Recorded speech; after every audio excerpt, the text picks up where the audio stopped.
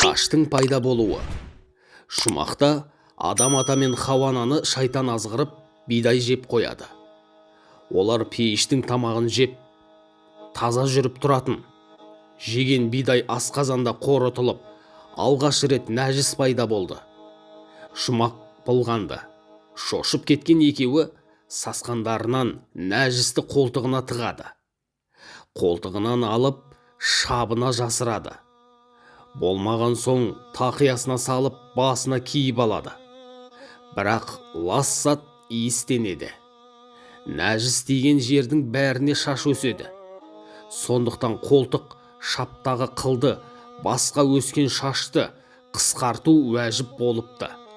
Әйелдердің шашына орамал тағуы осыдан қалған екен.